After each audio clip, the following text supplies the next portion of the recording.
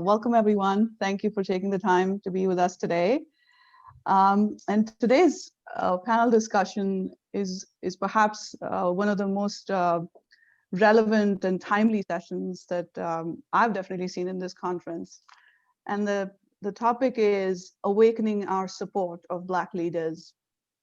As we all know, the entire world, and especially the US, is still reeling from the pandemic.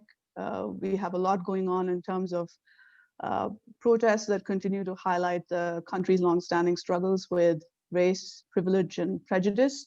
And a lot of us, we're dealing with a lot of different emotions, ranging from anger, grief, fear, to hopelessness. So since we tend to bring our whole selves to work, what is it that we as employees and leaders need to do in terms of handling those emotions, because we can't just leave them at the front door come Monday morning. So leaders have, they carry their own feelings, and then they have a huge role to play in how they help their people manage their emotions and still continue to do the work that they've signed up to. So what can organizations do to support and stand in solidarity with their Black leaders and foster an environment that encourages dialogue and reflection? What have we learned in the past several months, and what are we doing about it? So to lead this discussion and introduce this discussion, we have with us our panel here, consisting of Brian Underhill, Zia Best, Charles Story, and Lisa Tatum. Welcome, all of you. And I'd like to quickly introduce Brian. Brian Underhill is the founder and CEO of Coach Source. And he's an industry recognized expert in the design and management of worldwide executive coaching implementations. And he's also a very well-known author and speaker. And he spent 10 years managing executive coaching operations for Marshall Goldsmith. The other fun fact from a Coach area perspective is that our co-founder, Ram, and Brian go back a long way, and Ram is also a part of the Coach Source family as well. So so we're really excited to have you here, Brian. So with that, I'd like to pass it off to you. Thank you. Thank you. Yes, Ram and I go back a long time, and we are honored that he invited us to be part of this very worthy conference. And so, yes, I'm Brian. I'm the CEO of Coach Source, and we are the world's largest executive coaching firm with 1,100 coaches around the world. And even with that, normally we're talking about coaching topics and so forth, but this topic is very near and dear to our hearts, and something we did back in June at Coach Source. We did a similar webinar, and we wanted the opportunity to bring this same discussion, this same conversation to more forums, and so we were really thrilled to be able to join this conference today. As you heard, of course, we've had a tumultuous spring and summer in the United States. Of course, much of the world has. So when it comes to COVID, here in the States, at least, the statistics are showing that Black and Latino people are more than 5 times likely to die from COVID than white people. Of course, in May, we had this outrageous act that had worldwide attention with a Black man, George Floyd, being killed at the knee of a white police officer. And something about that incident, for perhaps many of us, not for my Black colleagues, but for some of us white folks, I think really awakened our nation to a whole new level of the injustices that have been going on forever and for a very long time. The protests that took place, you may have seen on TV and so forth, were multicultural. I was very excited that my own kids, who are sort of suburban, middle-class kids, were very moved and were out on the streets as well. And I joined them, but from a safe distance. Too, something about this was just different for much of our country. There are many other incidents that we've had too. people like Breonna Taylor and Ahmaud Arbery. You may not have heard all of their stories, but they're pretty difficult to digest. And so one of the very important ways that we can move forward is through conversation and discussion. And this one here today is intended exactly to do that, awakening our support of Black leaders. We've brought an amazing panel together. I'll first introduce our own panelist, and then she'll introduce the other two. So leading this conversation is our own Zia Best from CoachSource. She's been with us a number of years. She's an account service manager and a very vital part of our organization, and she has to oversee coaching activities at 40 or 50 of our clients, which is a lot to keep track of, and interact with all of our coaches and our clients and make sure everything's going as it's supposed to. Zia has a passion for diversity and inclusion because one of her past jobs was a diversity and inclusion administrator. She's had HR roles, communication roles, and we last found her just after she finished her last job at Princeton University. And she is in New Jersey on the East Coast. So we're really thrilled to have her here to run our panel today. So Zia, I'm going to turn it over to you to introduce the others. Thank you so much, Brian, for the warm introduction. And I think Brian nailed it. This Awake, Aware, Arise conference really spoke to us as a way for us to start a conversation about how we address some of the inequality, injustice, and indignity that is so present in our society, but in many societies. And so I am so honored and privileged to be able to first introduce a fellow New Jerseyan, Lisa Skeet Tatum, who is the CEO and founder of Landed. Landed is a personalized career pathing platform created to increase the success and engagement of women and diverse groups in the workplace. Lisa comes to us with a breadth of background and experience. She was a general partner for over a decade at Cardinal Partners, also had stints working with Procter & Gamble, GE Capital, and founded her very own consulting practice. Here at CoachSource, we partner with Lisa all the time, working with her Landed coaches and her turnkey platform that really is revolutionizing the coaching field. So thank you, Lisa. Welcome. And now, since I have introduced my fellow New Jerseyan, I will have to go down to Nashville, Tennessee to introduce Charles Story, who is the president of ECS, which is Exceptional Coaching Solutions Group. ECS provides coaching solutions to businesses that want to develop and retain strong base of executive talent. He has over 35 years of experience, and some of that includes 13 years as the CEO of Inroads, which is one of the largest career and leadership development organizations in the country. He's also a CoachSource coach, so we're super honored to have him working with us and helping to really improve the work lives of leaders all around the country. And so thank you to both Charles and Lisa for joining us. As Brian mentioned, actually, we started this conversation in June of this year, actually on Juneteenth, right?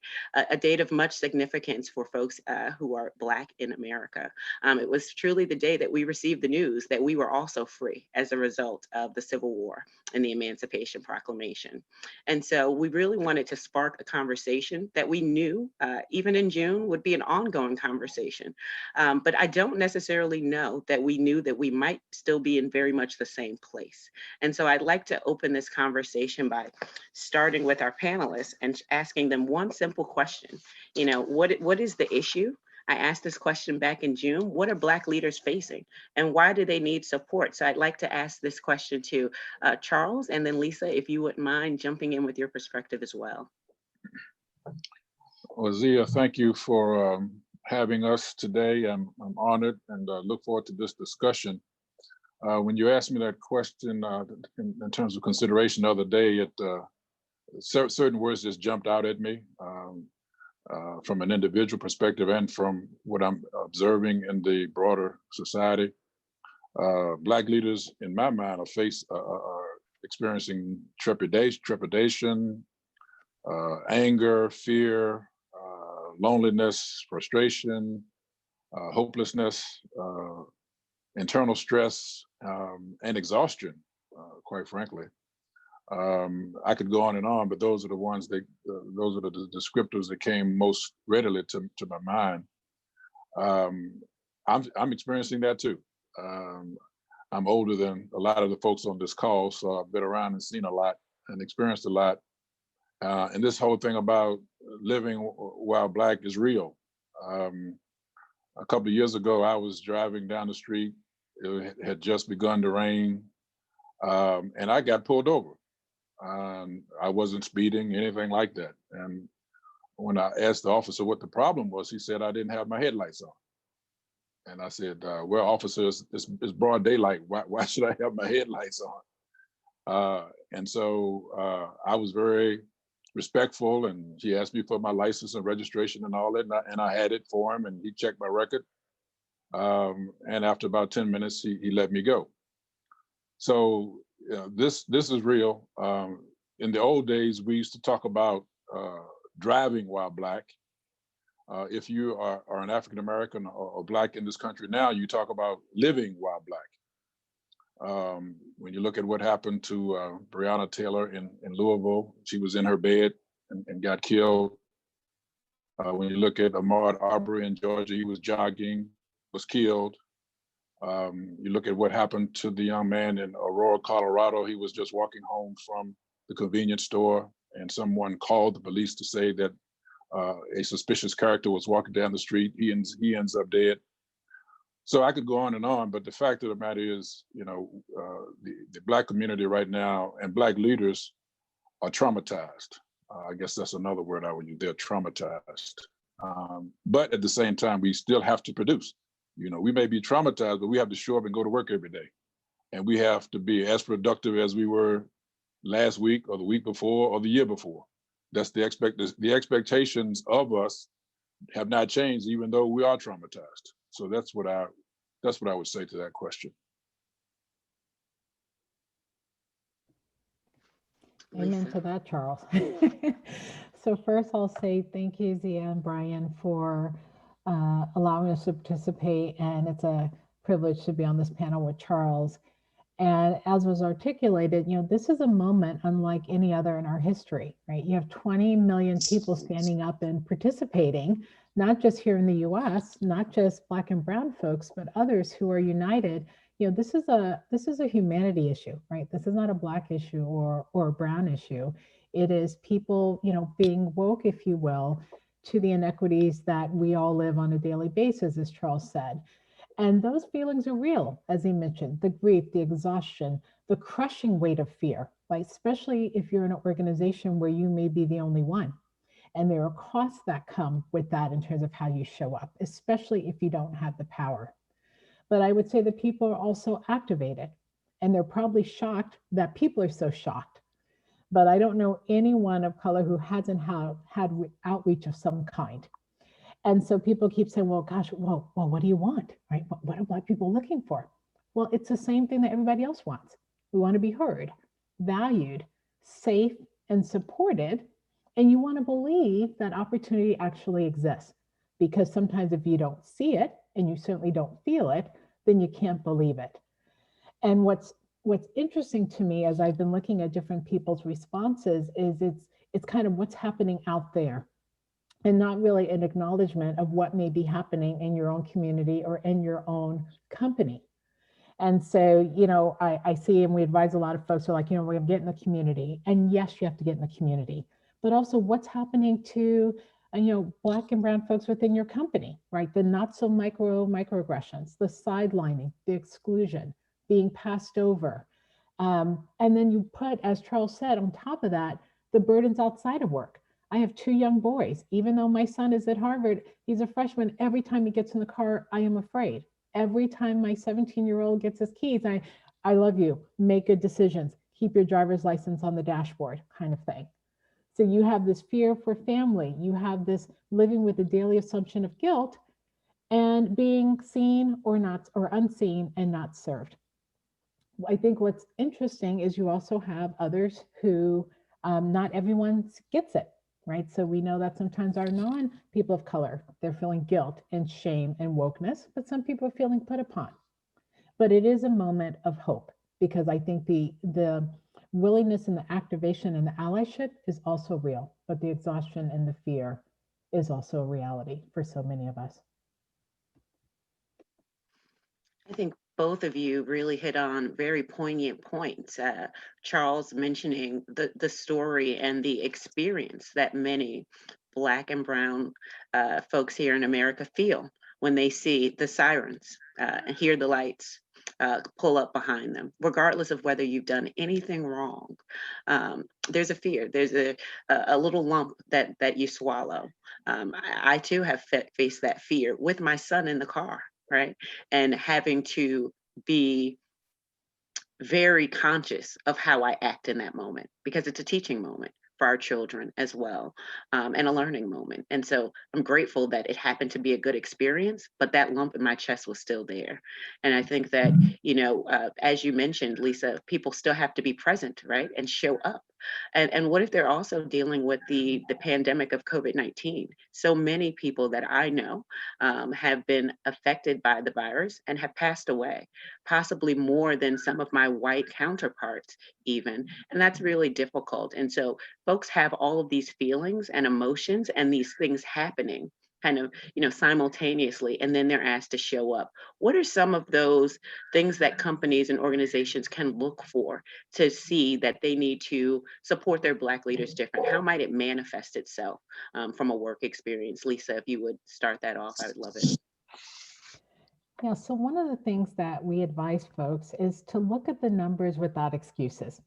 So many times, you know, companies, they have a lot of focus on intake, and great companies will always attract great people. But the bigger question is what happens when they get there? Do they stay? Do they thrive? Do they progress? And so many organizations, as they look at the pipeline, there is a dramatic thinning out. But there's a tendency to say, well, you know, we had this person, but such and such happened. We had this, but such and such happened. And so our advice is no excuses. And so if your numbers don't reflect your values, then you have to put your actions in place in order to address that. But as people are going through this learning curve, they have to be careful of not burdening their Black people with their full education, right? Because you want to hear, you want to understand the experience, but some things you got to learn on your own. And so, and you can't keep putting, you know, as Charles said, the burden is high. You can't keep putting all the responsibility on the Black people to fix it, right? Because they're already carrying an extra load. And so you have to look at, do you have representation throughout? Are you equitably investing and providing access, which is why I love our partnership, because too often the investment is uneven at best. And so you have to look and have the same intentionality and investing in your people of color as you do everyone else. And it's not a DEI over here, right? It has to be woven through everything that is evaluated, everything that is valued, and how you think about your policies, not just in a box over there, I check it, I got my DEI done, because it doesn't work.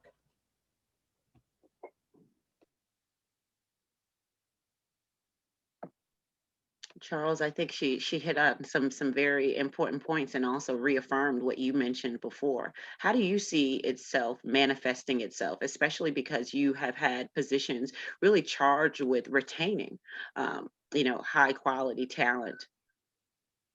Yeah, I would agree with everything Lisa said. I think that, and I've heard this said a lot more in the last few weeks, you have to, the main thing is the main thing, okay? And what I mean by that is organizations have to analyze their cultures, okay? You can have all the pipeline strategies, all the retention strategies, all the succession strategies in the world. But if a company has not analyzed or it's assessed itself and its readiness for diversity and inclusion, all of those strategies will fail. The pipeline will fail, the retention piece will fail, the succession piece will fail. So I emphasize a lot to clients. In fact, I just got a contract to work with a client on improving their diversity and inclusion. And the first thing I said to the founder of this company is that, look, we can't do this unless you guys are ready to do a cultural audit or cultural assessment, because you have to be ready to, if you want to bring more people into your organization, you have to be ready to accept them. You have to be ready to be accepting. You have to be ready to look at them fairly. You have to be ready to give them equal opportunities. You have to give them an opportunity to contribute. You have to give them an opportunity to be productive. So the main thing in my mind is the main thing, and that is whatever is done with companies, you have to start with asking yourself the question as a company or an organization, are we ready for this journey? And if we're not ready, what do we need to do to get prepared for this journey? Another thing I will say very clearly is there's not enough discussion of this in the boardroom. I've had the pleasure of serving on a couple of corporate boards, and I tell you what, this discussion about diversity and inclusion and using all of our people, all the talents of all of our people, regardless of color, gender, race, creed, whatever, those discussions are not held enough. And too many times that discussion fell on me to bring it up as a topic versus other people on the boards feeling the same way I felt. So the allyship that I think that Lisa talked about earlier needs to increase dramatically, because without board involvement, without senior leadership involvement, so that this culture, that the new culture you want to develop cascades throughout the organization, ultimately these efforts will fail. Without a change of culture, all of these efforts, pipeline, retention, succession, promotion, will fail. I have to build on what Charles said, because it absolutely starts with behavior, what is acknowledged, what is tolerated, and what is rewarded. And part of that culture, which I totally agree with, is also accountability. I had a CEO say to me, you know, does the organization not know that I care? And I said to him, I was like, but look at who you're surrounding yourself with, right? You know, do you have allies who feel free and they're, you know, they don't have the fear of speaking up? You know, what Charles says about kind of diversity, it goes all the way up through the boardroom, right? So who do you have around the table as well? But it has to start at the top. I always say the CEO is the head of DEI, period, right? Because you have to establish that, and then it has to trickle down. And so if you're not modeling the behavior, then you are sending a signal, not just to the Black and brown folks, but to those that want to be allies. And I just say, you know, it's good business. Yes, it's the right thing to do. And it's an economic and competitive imperative. You have to be proximate to the people that you're serving. And people are paying attention. I like to show my CEOs, there's literally groups that are keeping track of when people make a statement down to the minute. So this notion of I can move and turn things over for COVID, and then all of a sudden say, well, we better take our time when it comes to DEI, it's not going to be acceptable. And so you have to move with the same deliberance and the same metrics and the same commitment to culture change and accountability as we've done to other things. So it's people have seen how organizations can move when there's an imperative, right? And everyone is watching, including stakeholders and customers, et cetera.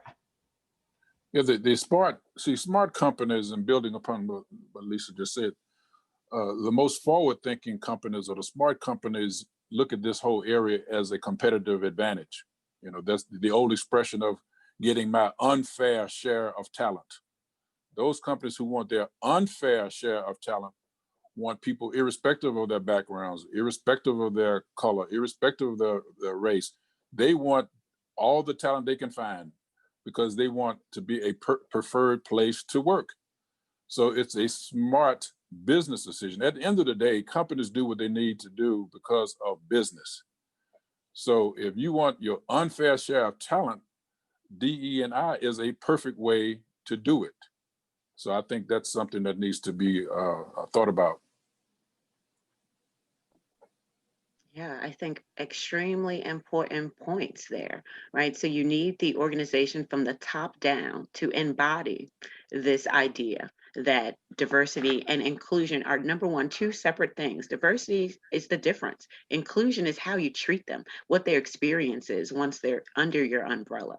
And that's so very important from the top down because it permeates the entire culture of the organization. So I have a follow-up question on that of asking you, how do you get the CEO, the president, the C-suite, the boardroom to care about these issues, to recognize the value in having the diverse perspective perspectives and talents of a staff come together to really create this competitive advantage of which you speak. Charles, if you'd like to head that off, and I'm sure Lisa will have some thoughts also. Well, yeah, that's the $64,000 question. I mean, that's the tough one. Unfortunately, leaders or board members or what have you tend to be somewhat reactive. You see what's going on in the broader society now and all the energy around this area. Well, there was some energy around it, but not quite as much as what's been in existence over the last 6 months or so. Okay, so organizations, companies tend to be reactive to what's happening in the broader culture. And so you see all these statements of support for Black Lives Matter and diversity or what have you. Quite frankly, I wish people were more intrinsically motivated to do it without all the external factors, but that's not really the case. So it goes back to whether you have quote unquote woke leaders, whether you have leaders who want to do the right thing, whether you have board members who want to do the right thing, not for philanthropic reasons, but for business reasons. So when you have those forward-thinking organizations to say, hey, we want to be ahead of the curve, we don't want to be behind it, we want to be leaders. And I say this to people and clients all the time. Organizations are just like people. You have leaders, you have followers. So you have the leading organizations, and then you have the following organizations. I give a perfect example. There's a guy by the name of Lawrence Fink, who's chairman of BlackRock. A couple of years ago, he wrote a letter to all of their major investors saying that we are going to start assessing our investments in you if you don't increase the number of women on your boards. And within a year, the percentage of women who were on boards increased dramatically. That was leadership. You got to have leaders who stand up and say, this is the right thing to do. It's not just for philanthropy, it's the right thing to do for our organizations and for our broader society. You also have companies who are talking about stakeholdership now versus just shareholders. And so you have to have leaders who want to, who realize that all of the things that we're talking about have benefit for the entire country, not just for their industry, but for the entire country. And we need more of those leaders to step up. I would agree and build on what Charles said, which is it's the right thing to do, and there's an economic ROI to doing so. Bringing in people and having them churn is bad for business. The numbers prove that when you have a more diverse organization, a more diverse board, you have better outcomes, right? And as I said, people are looking, there are, especially this new generation, they're activated and they're looking at not just what you do, but how you do it and who is doing it. And in this day and age, everything is visible, right? So there is no gray. In this case, it is very black and white where you stand and how you do things. What I also find is those who are woke, those who are committed, I think the approach to DEI many times is set up to fail, because they will hire someone who may be the head and kind of put them in the box with no power and no money and no influence and no credibility. So I can look at the structure from day one and tell if that's going to be successful or not. So where's the sponsorship and support there? The other is, as my 17-year-old says, do the actions pass the eye roll test? Because there's lots and lots and lots of town hall meetings, lots of yapping. And yes, you do need to talk, but you need to follow that through with actions. And I think what Charles was saying about the example is there's accountability, right? Because what gets measured gets done.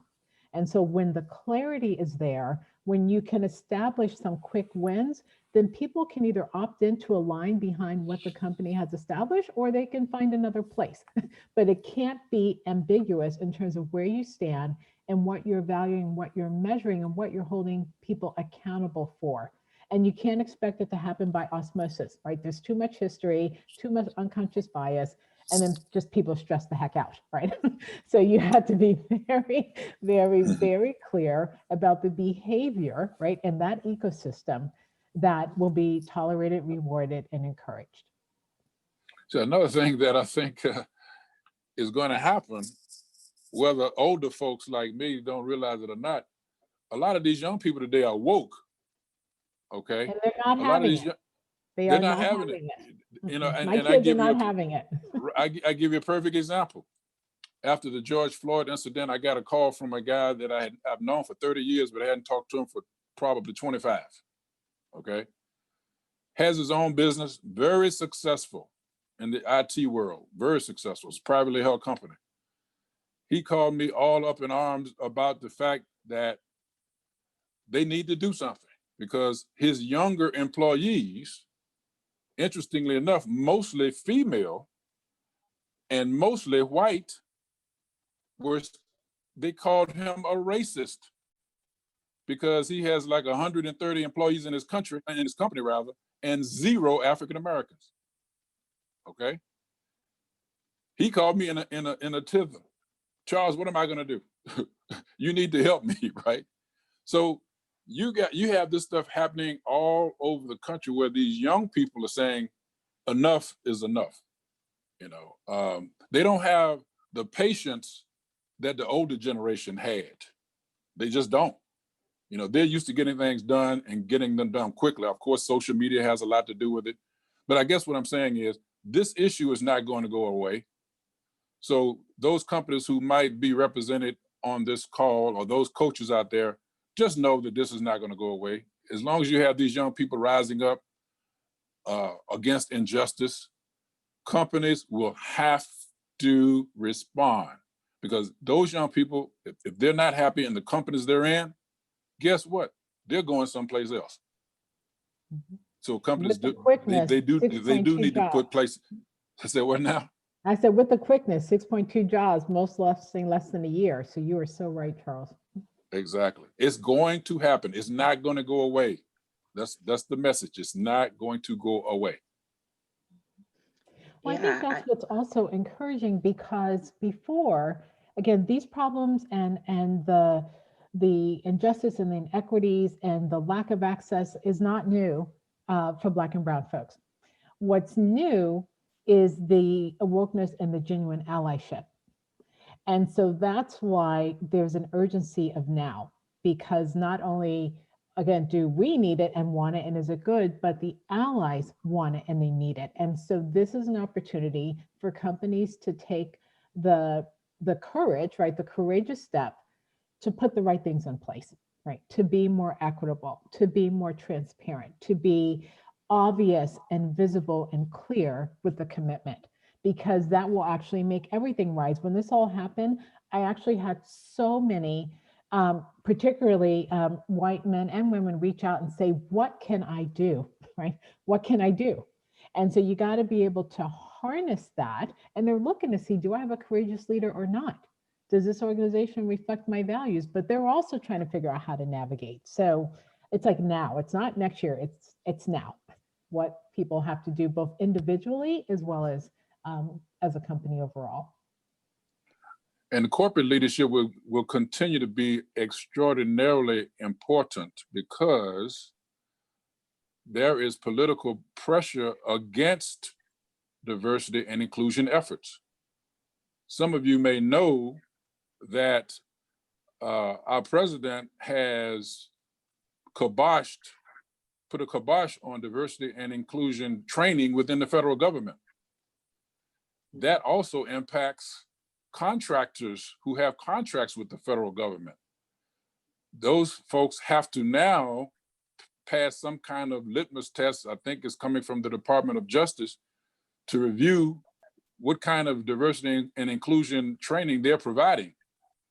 So I'm saying that to say that the leadership of these organizations will continue to have to step up and say, hey, diversity and inclusion is still important. I don't care what the government says, diversity and inclusion for our company is important now, and it will continue to be, irrespective of what signals come out of the political arena.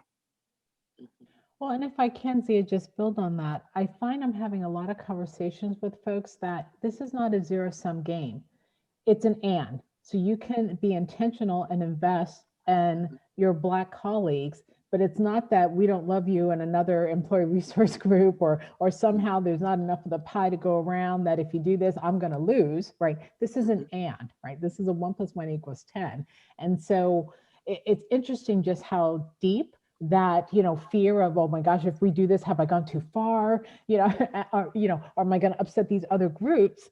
And I find a disproportionate amount of my time kind of helping people with that, because it's a reality. And yes, there are people who are like, let's move on. Or I had a really interesting exchange with someone who's like, this isn't real, right? This is overblown. And somehow this is a distraction. And so that's where the leadership comes in, but also the articulation of how it's done and where it's done and why it's done. And it's like, I'm taking from you, as someone said, Lisa, aren't you afraid when you pitch landed that, some of the Caucasian managers are going to reject what you're doing? And I was like, no.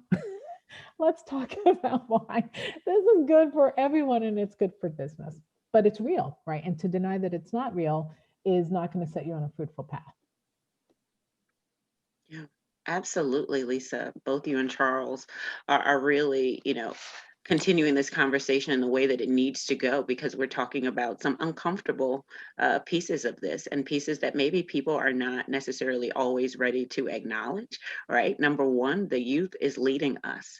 They are super courageous, and they are forcing the rest of us to step into that as well, which I think is so pivotal for moving things forward. If you look back in history here in the US to the 1950s and 60s, those were young people moving and organizing and doing things in the US to kind of really usher in this era of social justice and civil rights for us. And we're still doing a lot of that, and still being led by those young leaders just of this generation that are recognizing that not much is different between the stories that they've heard their grandparents tell about them when they first entered the workplace and what they might be experiencing now. And so I have a follow-up question that really kind of speaks to this. Organizations definitely have to be ready when they embark on this audit, when they really start to discover kind of who they are and how they've been presenting and how they've been relating and connecting to, or not, to Black leaders and to all leaders who might be affected by seeing such things and the experience, right? And a lot of this goes to education and making sure that people understand what a simple statement like Black Lives Matter means and what it doesn't mean. And you feel a lot of apprehension about people sometimes getting behind the statement because they think that it's a broader movement, as opposed to a simple statement that says Black lives are on par with all other lives, as we all should be, as opposed to being higher than or less than, but entitled to the same level of equality and equity and dignity amongst it. And so my question now is to find out, how do organizations listen to those young leaders, to those folks that they have in their pipeline that are screaming out for them to put teeth behind the statements that they make, right? And actions, and not just have the DEI head without any power or influence in the role to affect change throughout the entire organization. How can they listen to those young leaders? And what are some of the things that they might hear from these people as they chat with them? Charles? Well, I don't think it's anything, some static here, but I don't think it's anything revolutionary. I just think it's a time, it's an opportunity to give people a chance to voice their concerns, their beliefs, their suggestions in a safe environment. I don't want to say focus groups or whatever, but just have the platform for people to have conversations with one another. One of the things I was thinking about, we were talking at a pretty high level, appropriately so, with this topic, but I think it's the organizations have to find a way to allow people to develop relationships, okay? Because at the end of the day, change takes place because of trusting relationships. So if there's a way for organizations to bring people of different races, backgrounds, creeds, genders, et cetera, whatever that looks like for that particular organization, to have those quote unquote safe conversations with one another. We don't, there's so much political animus and, so much political correctness, because I'm not sure if I can say this to this person, or I'm not sure if this person is the right person to talk to. I mean, we're going through all of these changes mentally. Companies have to figure out a way to give people a chance to, as I said, build those trusting relationships so that they can get a sense of what people are really feeling, what they're really thinking. I look at this from a very personal perspective. I've been on, as I said, been a CEO, been on a lot of boards, et cetera, et cetera, et cetera. I can count on one hand the number of times somebody has just asked me about me personally, not business, not nothing to do with business, but just me personally. You know, my family. I have a daughter and 2 grandkids. I can count on one hand the number of times in these hundreds of board meetings I've been in that somebody has had, Charles, how's your family? How are your grandkids? What do you do? What do you do when you're not working? What are some of your hobbies? See, we don't spend enough time getting to know each other as human beings. And so I think that that would help to some extent. It's not going to solve all the problems, but we got to figure out a way to build relationships of trust across barriers, I guess, across races, across cultures. And once people know that I pretty much have the same values you have, we can work on bigger projects. We can work on bigger issues because there's a trusting relationship that's been built. So I just come at it from a little different angle in terms of the human angle that we haven't spent enough time building over time.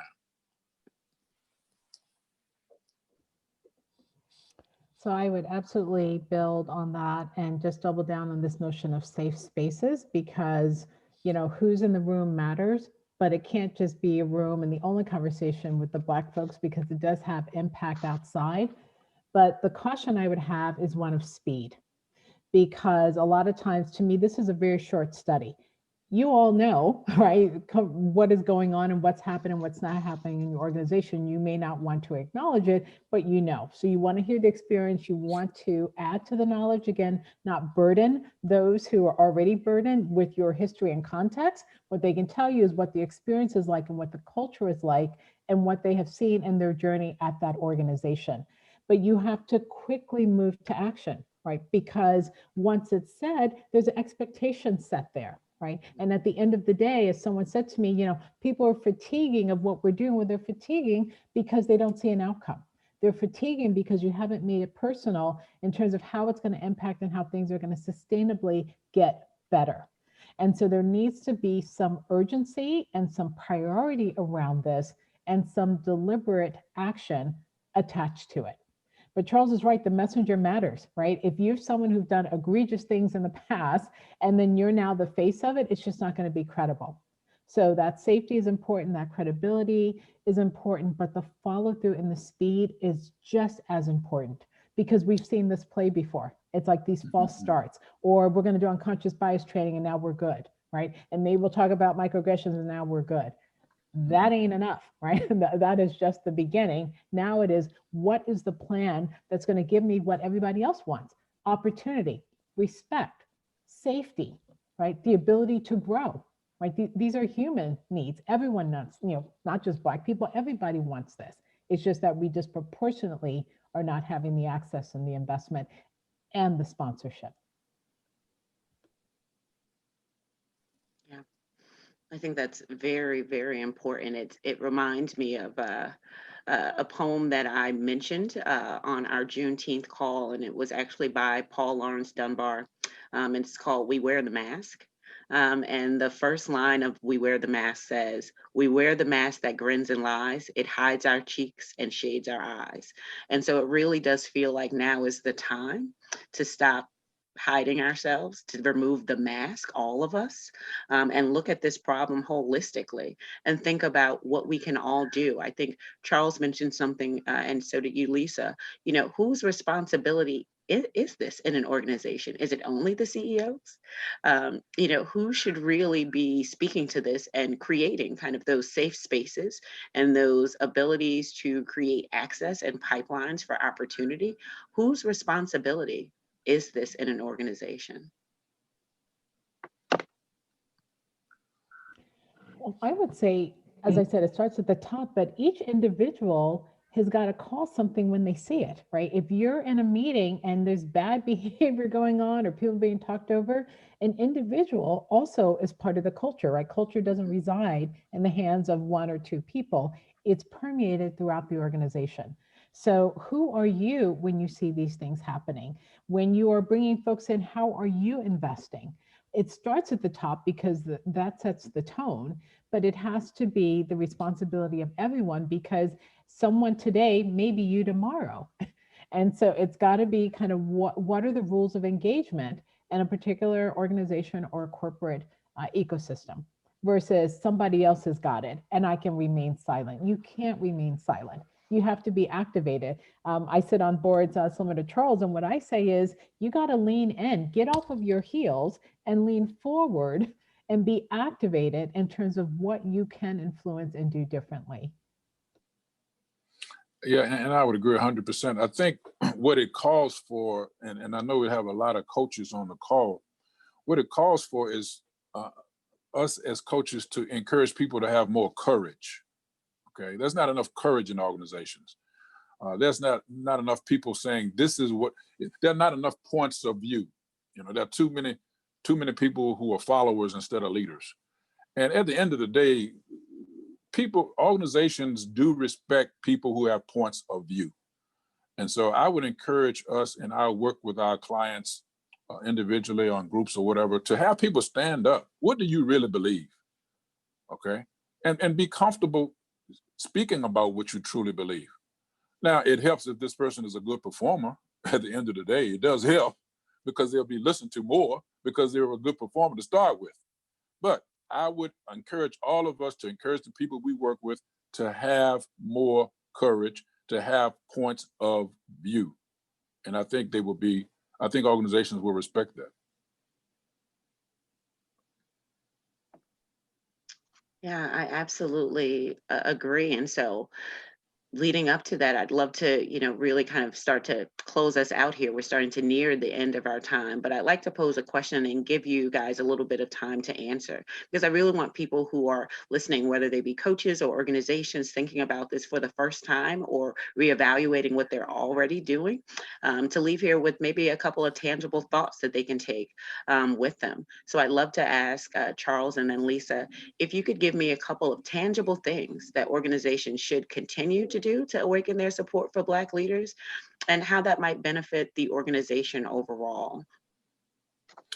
One of the things, and I was thinking about this earlier today, I think one of the things is to provide an audience. And what I mean by that is we talked a lot about the leadership, and cascading influence downward. I think at the end of the day, we can't get away from that.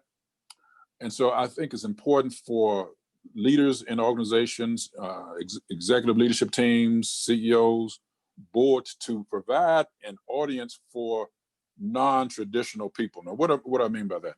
Non-traditional in terms of level. See, what gets lost oftentimes is that I'm at the top of an organization. I really don't know what people down in the bowels of an organization are really going through or really thinking. And there's so many different levels to the hierarchy that I don't hear about that kind of stuff. So I think it's important, if I'm a leader of an organization, to give voice and give audience to those people throughout the organization so I can get the real story about what they're really experiencing and incorporate that into how I shape the culture of my organization. So if I were to say something I think is relatively practical and easy to do, is to get feedback, encourage feedback, reach out to people throughout the organization at multiple levels, not just once a year, but on a regular basis, to get a sense of what people are truly, truly, truly experiencing, and get rid of the filter of I call it the filter of the hierarchy. Because when you're a CEO, oftentimes you're the last one to know what's really going on. And so you got to flip the script, so to speak, and say, hey, I'm not going through all this formal stuff. I want to speak to frontline supervisors. I want to speak to managers. I want to speak to directors. I want to speak to VPs. I want to speak to everybody all along the way, and not just get feedback from my ELT or my senior leadership team. That's something I think that would be very important to do.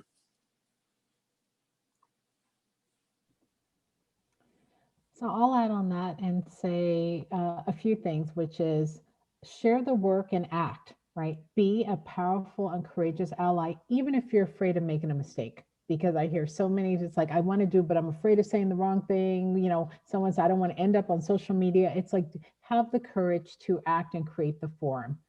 The other is put the emphasis where it matters, right? When you think about people in the company, visibility, promotion, opportunity, amplification, support, resources, all of those things that matter to someone's success. Implement the right structure, right? So yes, you have, the leader as the head of DEI, but are you looking at everything else, like diverse panels, like pay equity, like enhancing the culture? Who are you putting forward even in your advertisement, right? How are you showing up that says from, soup to nuts, we're down and we are focused on it? And then, as I said, look at the numbers without excuses. What is your dashboard? What are you measuring? I'm on one board where they bury the numbers way, way, way in the back, and you need a forensic scientist just to figure out what is going on. What is the 1, 2, or 3 KPIs? Because that's all that really matters, that everyone is aware of, that is visible, that you're going to measure yourself and hold yourself accountable. And when all else fails, just have a little humanity, right? Have a little humanity. Someone said to me, if you haven't had your heart broken over the last 7 months, then you're not getting it, right? So at the end of the day, this is about how do we treat each other? What are our values? What are our missions? And how do all of those things align? Yes, because this whole effort we're talking about cannot be, and Lisa has kind of talked about this, it cannot be an appendage. See, too often this has been an appendage. It's been a bolt on to the organization instead of being institutionalized or integrated throughout the fabric of the organization. Do not have DE&I as an appendage. It has to be integrated into the daily fabric of how the organization does business. If it's an appendage, it will not work. It will fail because it will be viewed as a program instead of a priority. This has to be a priority, not a program. I truly can't thank the two of you enough for really laying bare the issues and then also some very simple yet courageous solutions for this. We're not going to solve it here on this call. Unfortunately, I would love to add that to my repertoire, and Brian would be very excited if I was able to do that for the world, but it's not possible. But sparking this very critical conversation is. And so it reminds me of simply an article that I just read by the Society of Human Resources Management, which was entitled 7 Ways to Support Black Employees. And I'm very comforted to say that you guys took all of those things and then went beyond with providing extra value. You mentioned things like reaching out to Black employees, hearing from them, providing some supplemental support options, putting teeth behind the statements on racial justice and inequality and equity, putting teeth behind it, not just putting in the position ahead of DEI, but also making sure that that person has the ability to affect change and the ear of those who that person would need to speak with in order to make that culture shift in an organization. And then making sure that you examine the organization behind the scenes, the real deep dive, the one that maybe you're a little afraid to do, but is necessary to not just to your survival, but to your competitive advantage, to know what's happening within your own organization, and to be able to address it, to be able to confront it, developing that new hiring plan, finding out where those policies that you have in place might not be as inclusive as you might like them to be.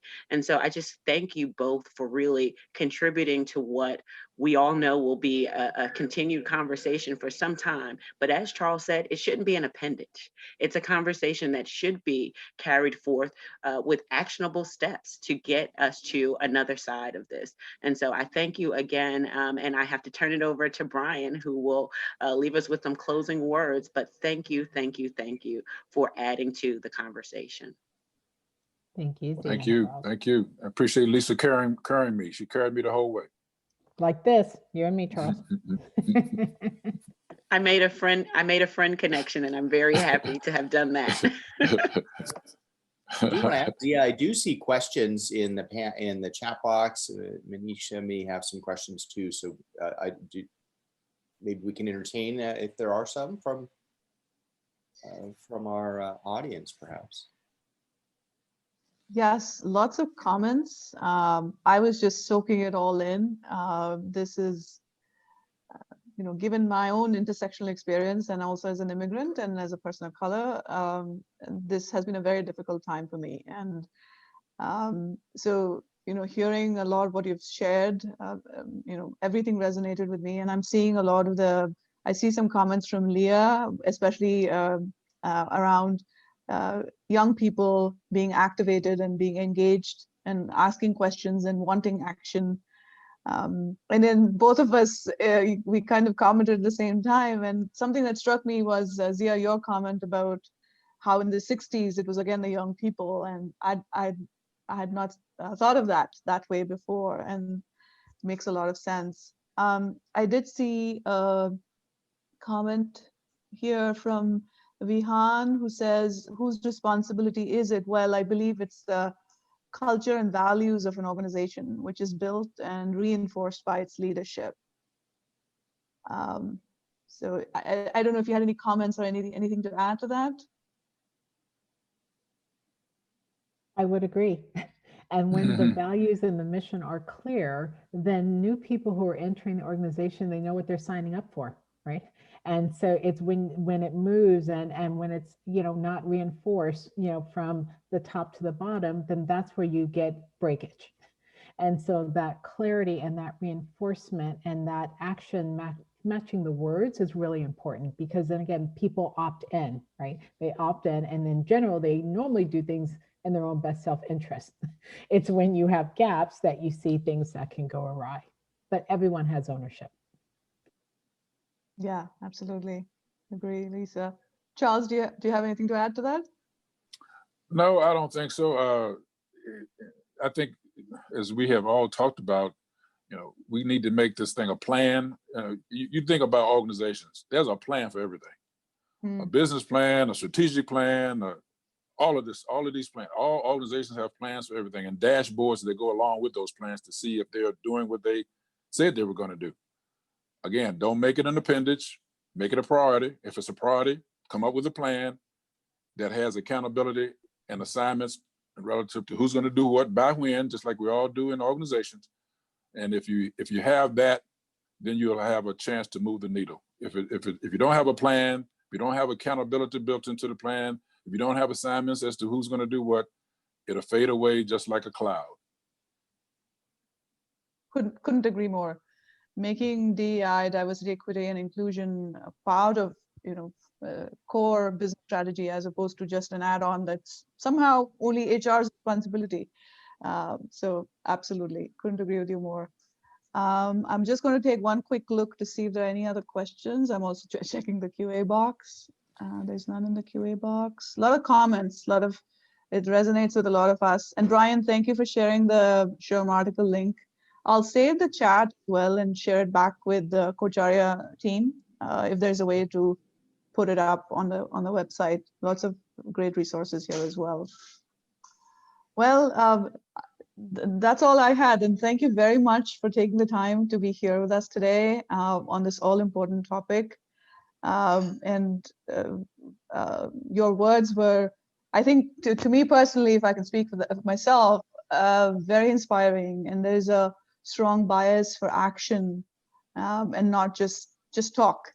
So really tangible tips towards the end. Really, really appreciate that. And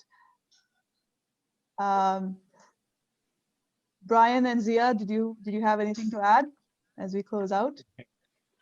I will thank everyone for coming. I'm really thrilled that we got a chance to do this, and even more so that we got to record this. So I was enjoying this conversation so much that I kept double checking that the record button was on, because I want to make sure that I know it's going to be on your website, and maybe we'll be able to share it beyond that too. Because this was a really, really useful conversation.